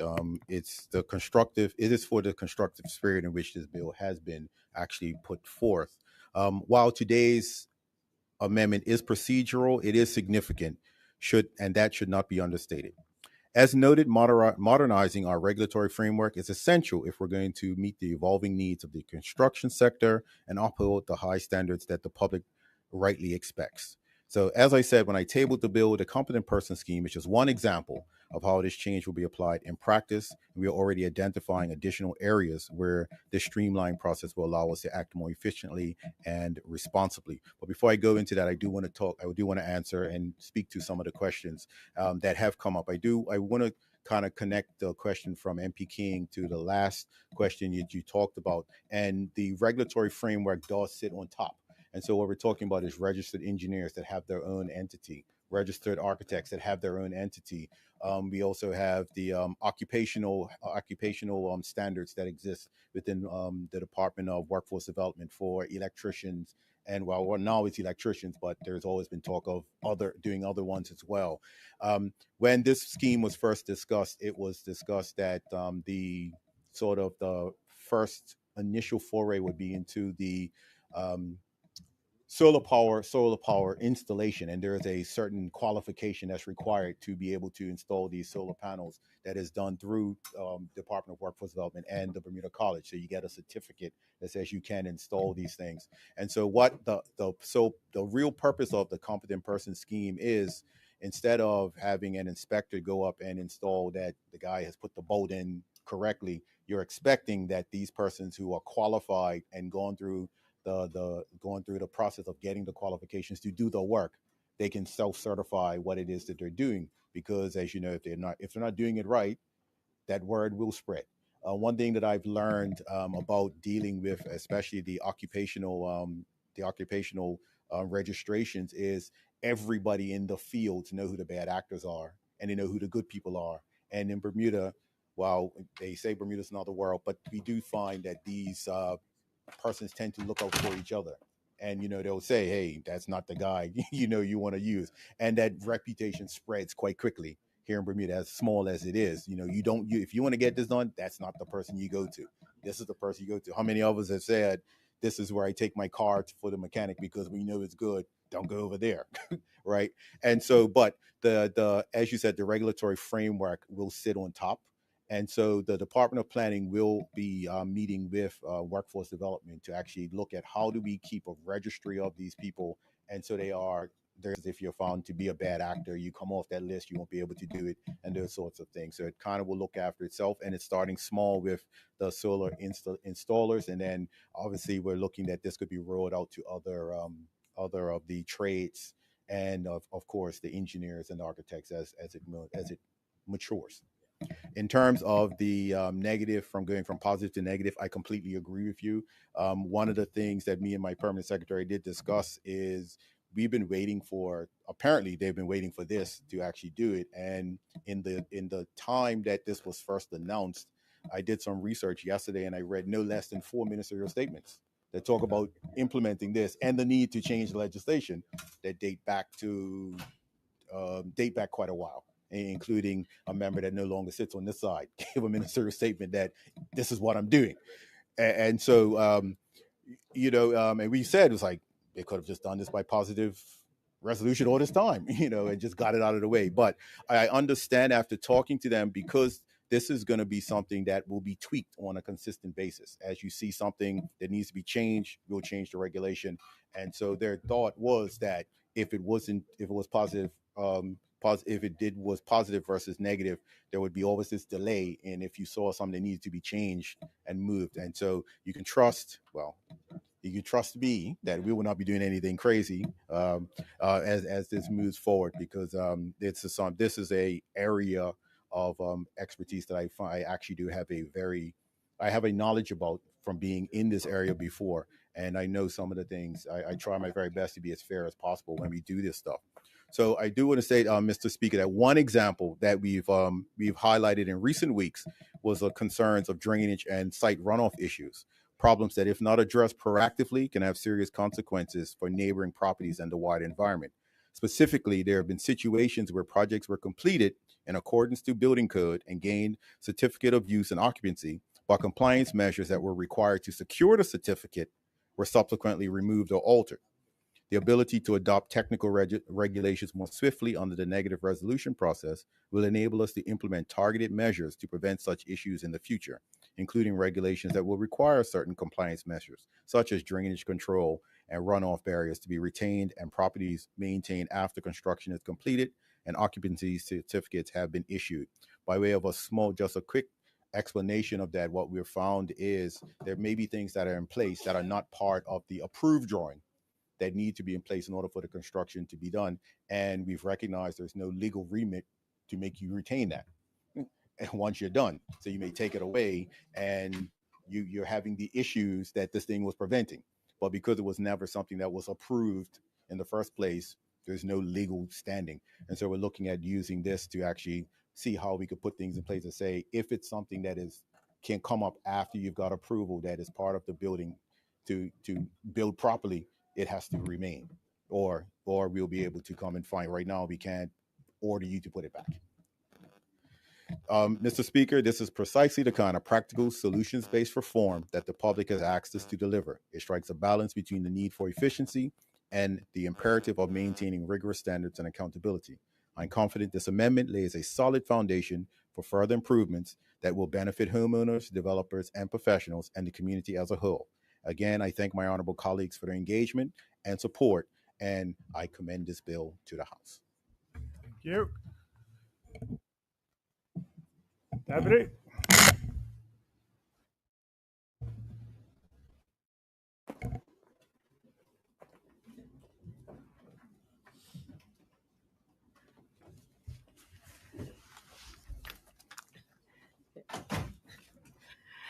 Members, we are now in Committee of the Whole for the to consider the bill entitled the Building Amendment Act 2025. I call on the minister. Madam Chair, I move all clauses. The minister has asked that we move all clauses. Are there any objections? There are objections? Oh, there are none. Minister? Madam Chairperson, Clause 1 provides for the citation of the order. Clause 2 amends Section 23(2) of the Building Act 1988 to change the procedure of regulations made under this act from affirmative to negative. Clause 3 provides the act to come into effect upon notice by the minister. Thank you. Are there any other members who wish to speak to clauses 1 through 3? 1 through. Thank you very much, Madam Acting Speaker. Thank you, Minister. Chair, yes, Minister. With apologies, so I didn't actually hear your original presentation of the brief, and it may be if you've answered my one question during your presentation. But in terms of the change to the regulation that's anticipated, which will now be under the negative resolution procedure rather than the affirmative, are there specific changes coming down the pipeline that the Minister has in mind, or is it just a general change? Thank you. Minister? Just a minute. Are there any other members who wish to speak? Sorry, Minister. You have the floor. Madam Chair, this specifically, we have the competent person scheme coming down the pipeline. I would, if you wish, I could talk about that offline to you, specifically because we've talked about it here. But we've already identified other areas that we believe that we'll be able to make some inroads with this negative resolution. And you may have come in when I talked about the drainage issue we have. That's one area that we're looking at, and we're now seeking advice from chambers on if we can do anything to sort that out. But specifically, the competent person scheme is one that we're looking to implement very rapidly once this is passed. Thank you. Are there any other members who wish to speak to clauses 1 through 3? I recognize Member Pearman. Thank you, Madam Chair, and thank you, Minister, for that answer, and that's very helpful. Thank you. Okay. Are there any other members who wish to speak to clauses 1 through 3? There being none, Minister? Madam Chair, 1, 2, and 3 be approved. It has been moved that clauses 1 through 3 be approved. Are there any objections to that? There are none. Approved. Madam Chair, I move that the preamble be approved. It has been moved that the preamble be approved. Are there any objections? There are none. Approved. Madam Chair, I move that the bill entitled Building Amendment Act 2025 be reported to the House as printed. It has been moved that the bill entitled Building Amendment Act 2025 be approved as written. So approved.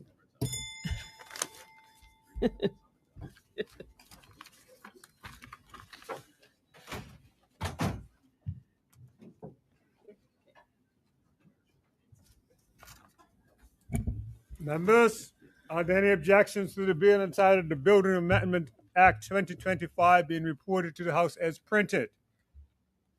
There are none. It has been. Members, that brings us to a close of the business of the day. So we'll have our third readings now. Junior Minister. Mr. Speaker, I move that the Standing Order 21 be suspended to enable me to move the bill entitled Land Valuation and Tax Special Provisions and Postponement of Preparation of Draft Valuation List Act 2025 be now read the third time by its title only. Any objections? There are none. Continue. I move that the bill be now read a third time by its title only and passed. The bill has been read a third time by title only and is now passed. Minister, Cabinet. Mr. Speaker, I move that Standing Order 21 be suspended to allow me to move the bill entitled the Parliamentary Election Amendment Act 2025. Be now read by the third time by its title only. Any objections to that? There are none. Continue. I move that the bill be now read for a third time by its title only and passed. The bill is read a third time by title only and is now passed. Thank you. You do your second matter. I move that Standing Order 21 be suspended to enable to move the bill entitled Building Amendment Act 2025 be now read the third time by its title only. Any objections? There are none. Continue. I move the bill be now read a third time by its title only and passed. The bill is read a third time by title only and is now passed. Mr. Premier. Thank you, Mr. Speaker. Mr. Speaker, I move that the Honorable House to now adjourn until Friday, the 18th of July. Any objections? No objections. Anyone wish to speak to that? MP Famous. Mr. Speaker, good afternoon. Good afternoon, colleagues and the people of Bermuda. Happy Sabbath when the sun goes down, Mr. Speaker. So I'm going to start my very brief motion to adjourn with something from the Bible. Genesis 6:13 to 22. I won't read the whole passage, but New James Version. And God said to Noah, make yourself an ark of gopher wood, make rooms in the ark, and cover it inside and outside with pitch. Excuse me one sec. Let me just interrupt you. Senator Ferber, I didn't, Fabler, I didn't recognize you in your name, so you're leaving now. I just want to recognize you in the gallery with us. Thank you. Continue, MP.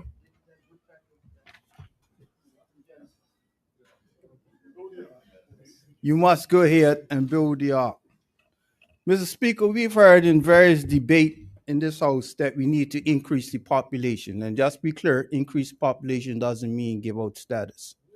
So we accept that we need to increase the population in order to have a healthy tax base and take care of our graying population. I said that correctly, MP Bear? I did say that.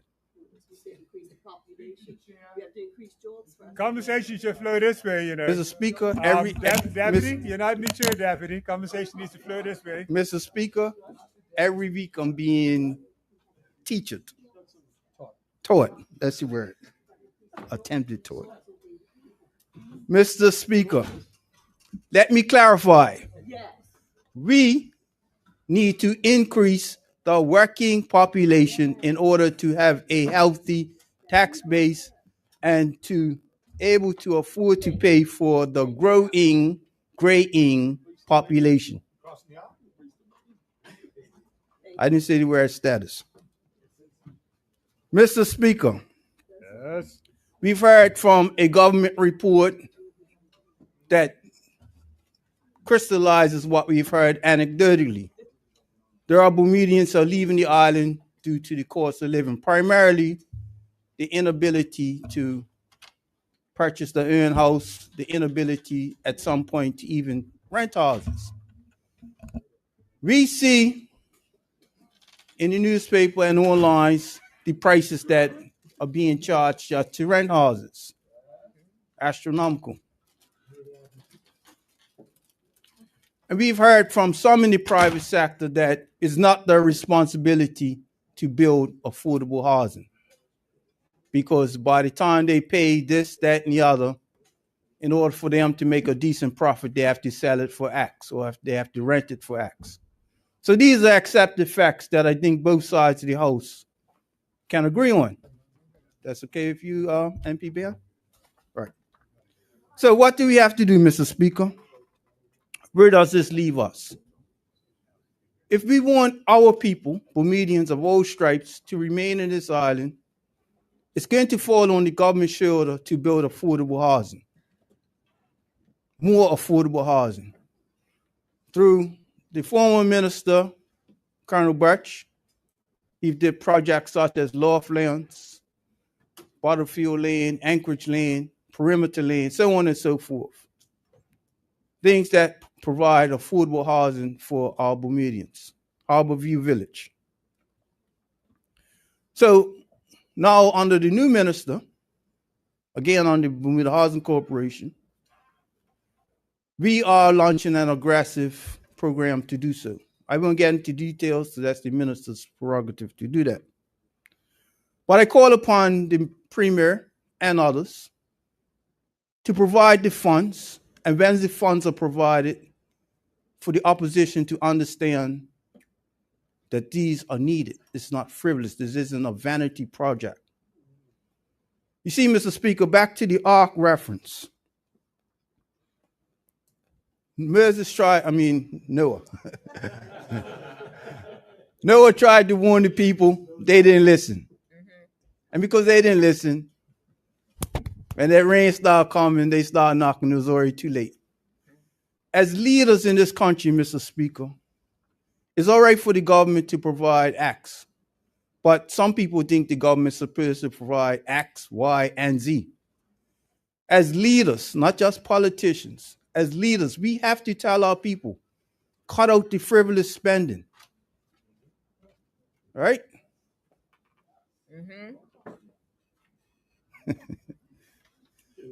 Because the day is going to come that you may have an opportunity to buy your own house, but you don't have the down payment. Not that you've never had the money, but you spent it on trips, you spent it on carnival, you spent it on whatever else. Right? As leaders, we have to tell our people the price of housing is not going down. There may be some adjustment in some of the material costs, but the overall cost of housing is not going down, Mr. Speaker. You see, Mr. Speaker, I'm going to close with this.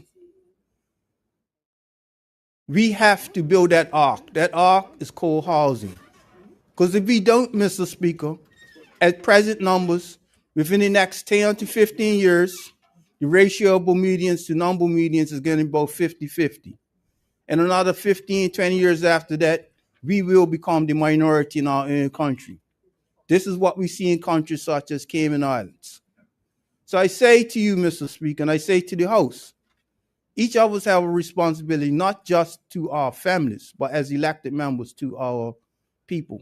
So when these announcements are made about future projects, we are going to do our best to contain the cost.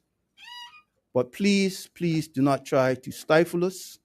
And as importantly, please explain to your constituents, especially your younger ones, to save their money. The flood is coming. Thank you, Mr. Speaker. Thank you, MP. Does any other member wish to make a contribution at this time? MP is sworn? Yes, Mr. Speaker. Mr. Speaker, I just want to give thanks, first of all, because today is a very important anniversary for me. A year ago today, this house was sitting and I was unable to attend because on the 11th of July, on a Thursday, I had an operation that was supposed to be a simple one. And it was some complications. And thankfully, through some checks and balance, I found out that I could have been at the checkout counter, but they were able to rectify some internal bleeding. And after a few weeks in the hospital, I was able to get back to normal recovery.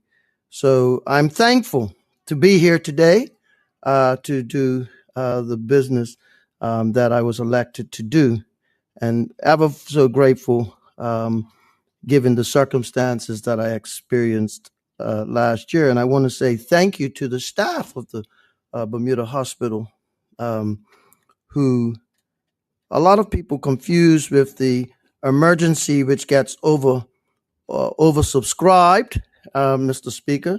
A lot of people go to emergency because of varying circumstances. That's not the nature of my speech, but I just want to say that the service that you get if you're admitted in the hospital is first class, and I experienced it. And I just want to say thank you to the rank and file workers, right down to those who deliver the food, to the persons who help the nurses and the medical team that come and attend.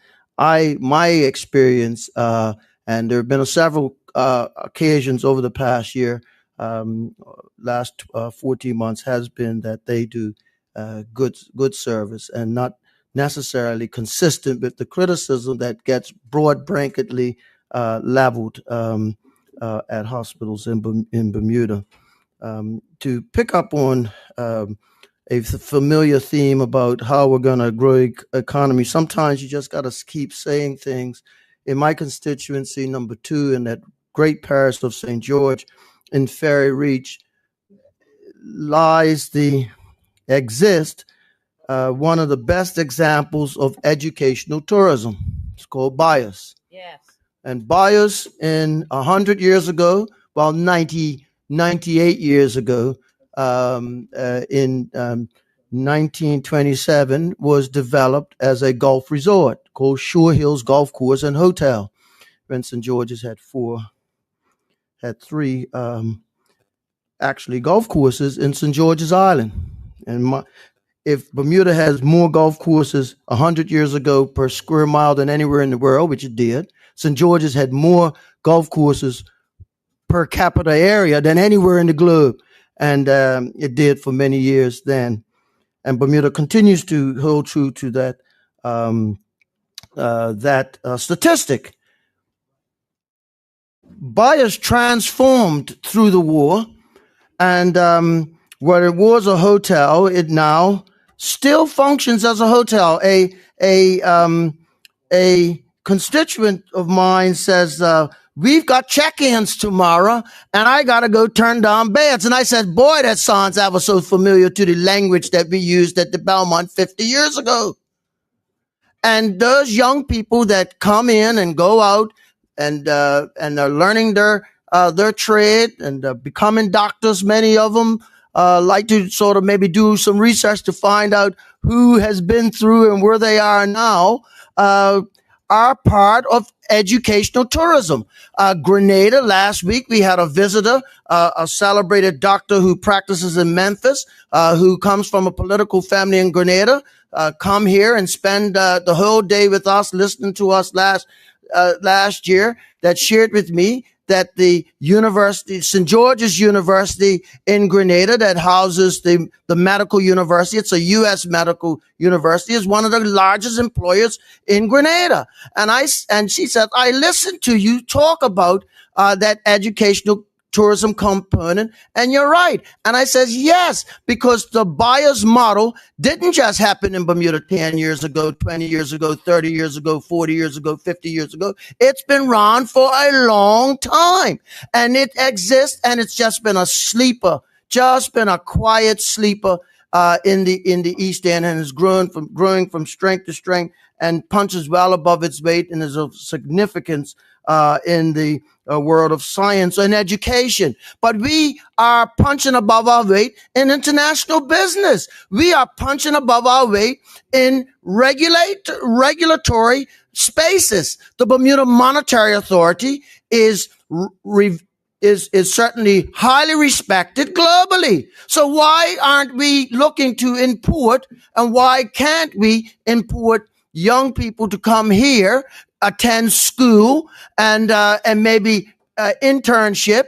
And when we're doing that, we can look at the reciprocals, because there's nothing more important than to get our people overseas to broaden their horizons.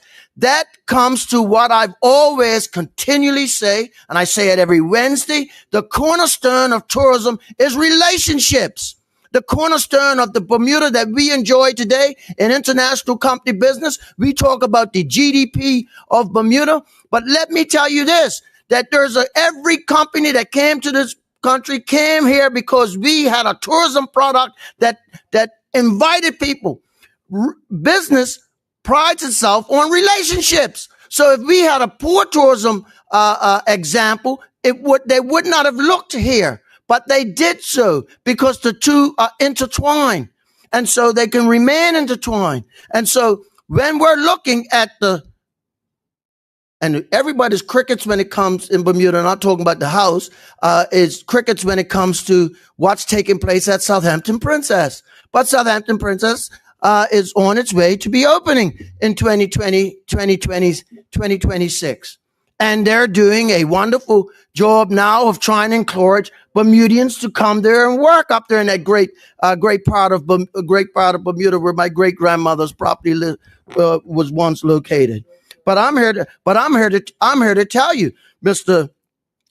Speaker, what I would like to see is Bermuda get into the game of bringing young people here to be educated and work internships.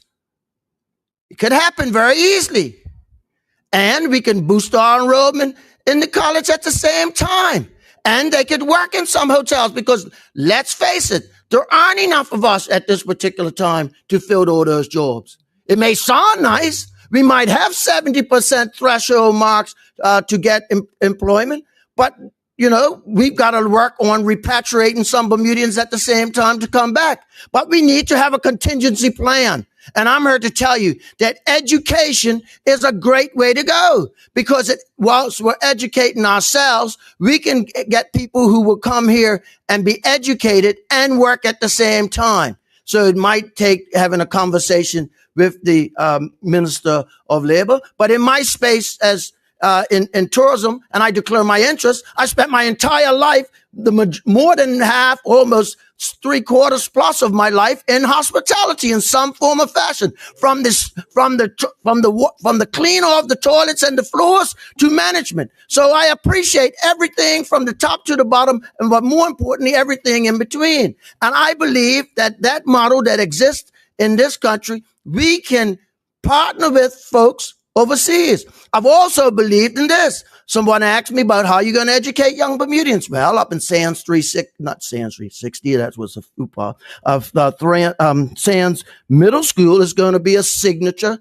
school for hospitality, right? Now, that school could also partner with maybe universities and the like as future candidates of those schools. I know my alma mater, who came here and signed an articulation agreement, has a hospitality program. I know many others have hospitality programs, not exclusive just to Troy, but it exists in many universities. We have to make those relationships with persons. My experience as a coach, and a top class one at that, has been that at some point in time, you have to be prepared to link people up with people that can take them further. And that's what we need to do with some of the things that we are grappling with in this country.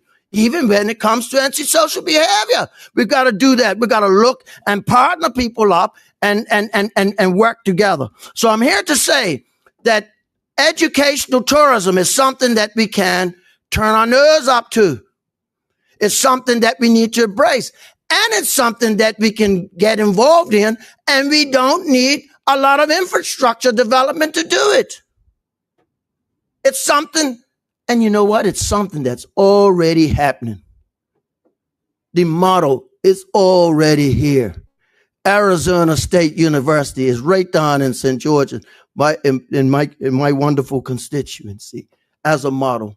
That model, whilst it's in the sciences, can also be in reinsurance, can also be in hospitality.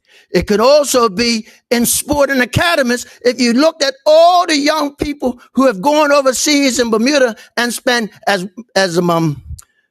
Muhammad Ali would say, millions and millions and millions of dollars being educated by linking people up in this country. And when I'm talking about education, when it comes to sports, I'm looking at our natural sports. I'm looking at sailing with folks from the winter cold months in Scandinavia and in Germany and Canada, who are now part of SailGP and the like. They would revel being here in January and February. Those young people, I'll just declare my answers. There's a young fellow representing Bermuda last week and this week in San Diego, Oliver Bashard. His parents have the absolute model. It's a homeschooler. Well, I'm not going there. But yes, I'm proud to have coached him and many others, Kenny LeJour and the like. But I'm here to say that I learned a lot from his parents because they were homeschoolers. And when the time came, I said to his mother, we're not going to argue and we're not going to get involved in what doesn't exist in Bermuda. Get that child out of here immediately. He was 9, and she signed him up for the drive chipping putt in Orlando. And when they went to the drive chipping putt and he excelled, he met a young lady there, and they were doing homeschooling from Toronto. That young lady came to Bermuda when he and Oliver when the PGA had an event at Port Royal, and she won. 6 years on. Relationships. Those relationships, stick to it. The coach that he has today, his only win on the PGA Tour was when he defeated who in 1996? Tiger Woods in the Texas Open. His coach, who defeated Tiger Woods, and I played together in 1974 at the Orange Bowl in Miami. He played this year and did extremely well in the Orange Bowl. 50 years later to the date, who could tee that up? Who could tee that up but the Almighty himself? He didn't meet David Ogren by accident. He met it by divine intervention. And I'm telling you, relationships are the key to tourism, educational tourism in Bermuda that happened in my constituency that I mentioned at Bios, happened through relationships. And when you look at Franschetti Hotel that existed in Flats that had a 9-hole golf course right across from the aquarium there. When I went over the aquarium and I was doing some research, and I looked and I saw the same educational connections that existed in Flats transported down to St. George's there. And I went just 2 weeks ago to give a tribute in a funeral memorial service for the late Justice Dorothy Chian Brandt at the Explorer Club there. And the CEO of the Explorer Club says, you're from Bermuda.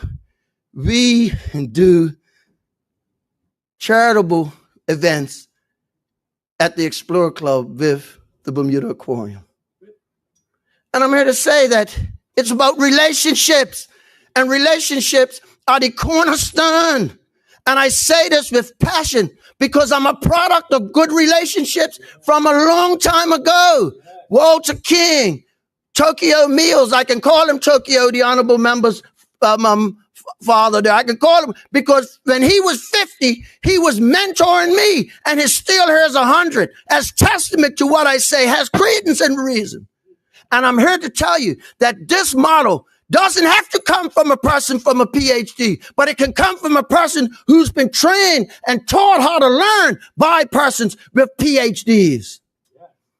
You know, when I speak about vision and the like, when it comes to, in this case, tourism and development of people, I talk about people said, well, to stick their chest out. Well, I'm in reinsurance. Well, I tell you, one of my mentors was a fella called Jack Mosley from Baltimore, Maryland, who came out of Alabama, went to Auburn, and he took me on his wing back in 1983 and became my mentors. Google him. He was one of the precursors of reinsurance. Reinsurance didn't exist when USF&G were the top insurance company in the entire United States with the Sugar Bowl and the New Orleans Open. And they say, why do you talk about golf? Because golf was the trade that educated me. And I got the education through people.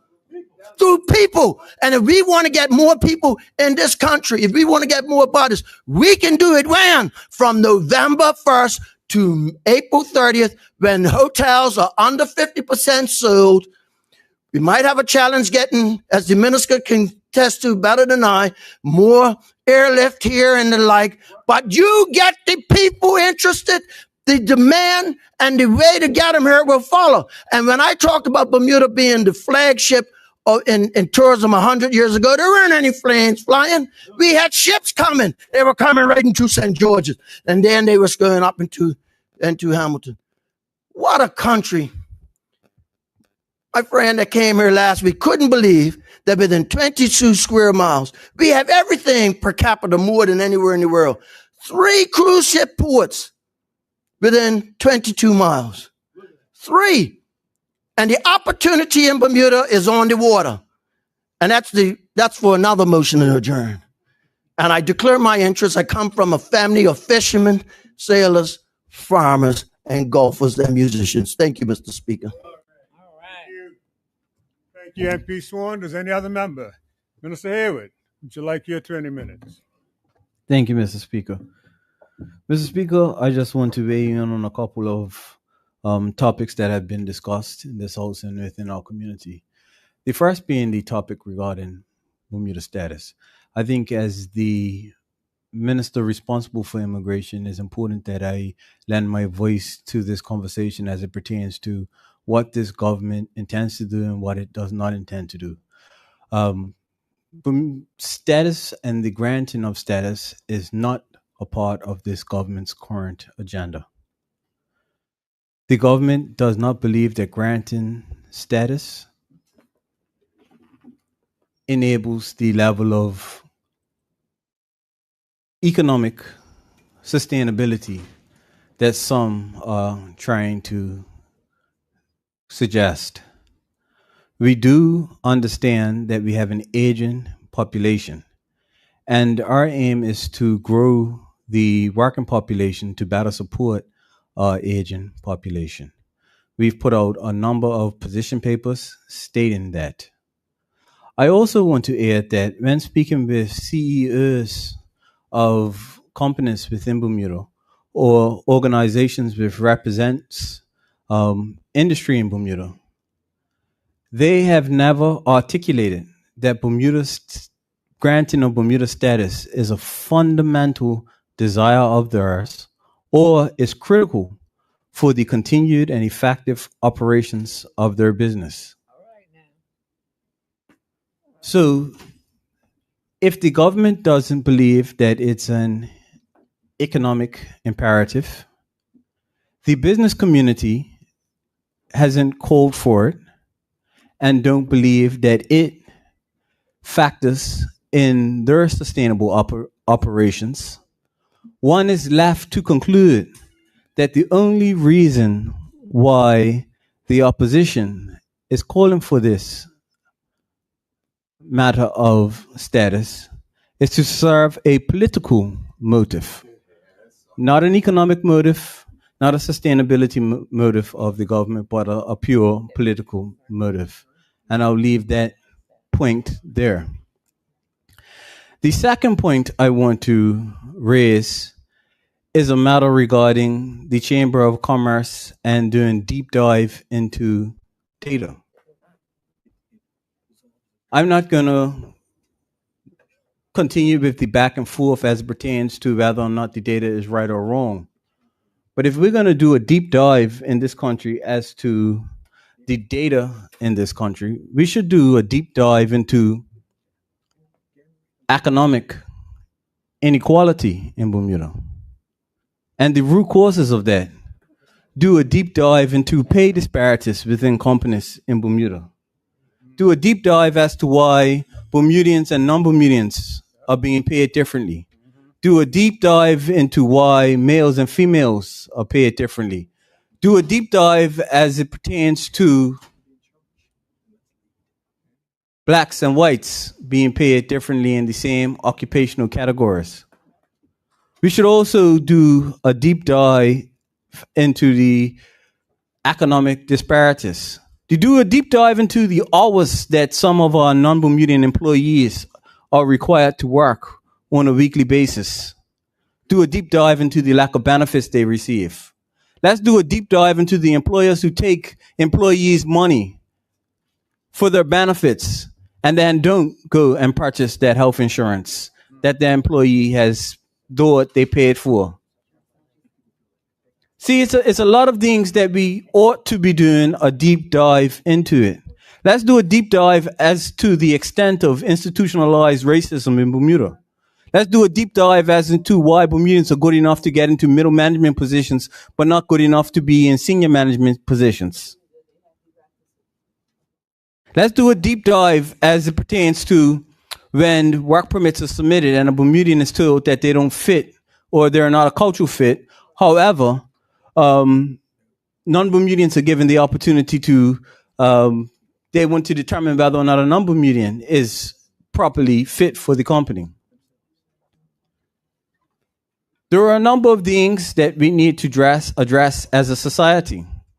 And so part of my role as the Minister of Economy and Labor, when I put out the paper as it pertained to the retention of the local workforce and the expansion of the local workforce, and we were discussing the initiatives around PRC.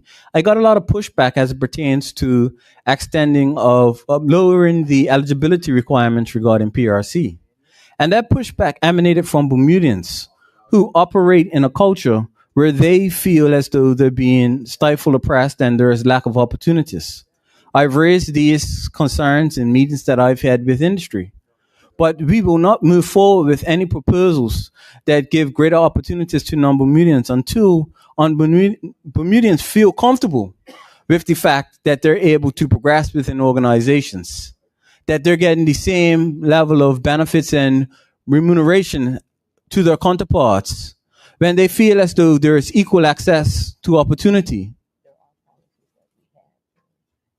And so the government will continue to work with industry to determine what can we do to ensure that Bermudians are availed of all of the opportunities that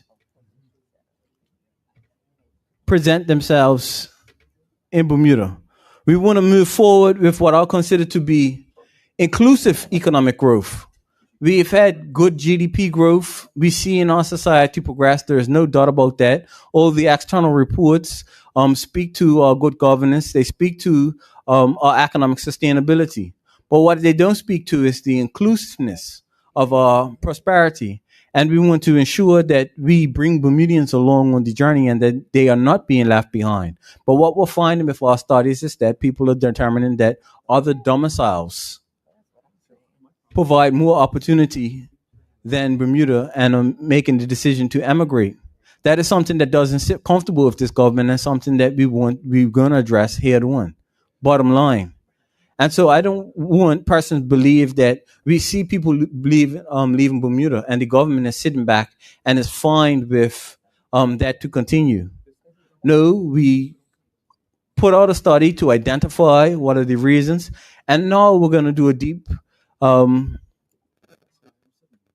review of what interventions can we actually put in place to mitigate future generations of Bermudians from emigrating and leaving this island. We want Bermudians to know and always feel as though Bermuda is their home, they can return, and that there is opportunities that exist for them. Easier said than done, but that is a commitment from this government. The last point I want to discuss, and this is a very important point, is a point regarding immigration. Oftentimes, employers are reliant on employment or immigration agencies to put in their paperwork for work permits and things of that nature. And the agencies are simply not putting in the individual's paperwork. So I've had a number of employees and employers follow up with me regarding the status of their permits, only to find that the immigration agency that they use has not submitted their paperwork. And so when I start to talk about the ministry and the Department of Immigration having a zero tolerance around infractions, what we're finding out is that a lot of the cause of the infractions are as a result of immigration agencies not meeting the expectations which are set out by their relationship with their clients. Notwithstanding that, the law, Mr. Speaker, places liability on the employer and the employee. And so I'll ask for employers and employees to follow up with their agents if they are not getting responses in a timely manner regarding the submission of their documents. Reach out directly to the Department of Immigration. But if you find that your work permit has expired, there is no provision that allows you to continue to work without the permission of the minister. And so I'm asking persons, if your permit has expired and you've reached out to your agent and they're telling you that, oh, we're just waiting on a decision from immigration, stop work, you can come in and we can try to work to expedite getting you back into employment. What we don't want to do is cripple economic activity in Bermuda. We want to ensure that we facilitate the companies having the labor that they require so that they can be effective.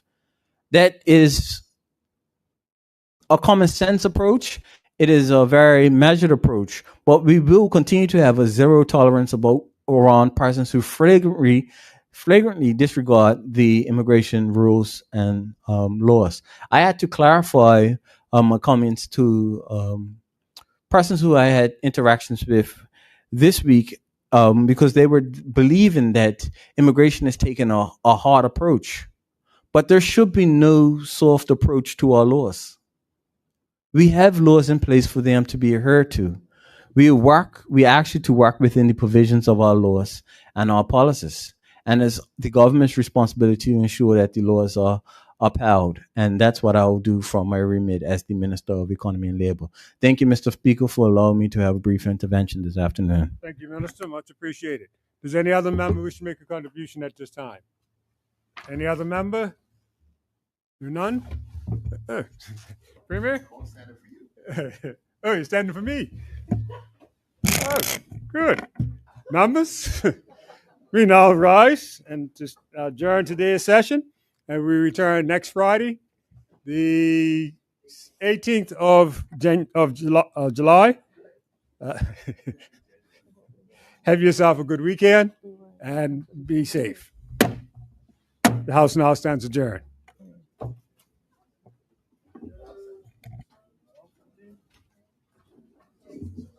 Oh, my AD. All the way.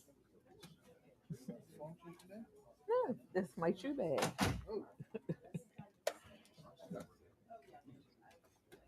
The shoe bag.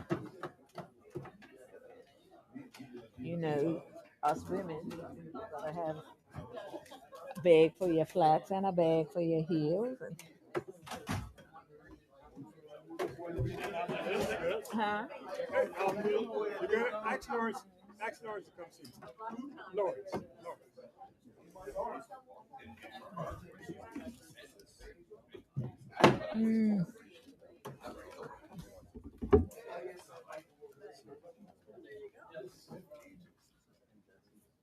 Come on.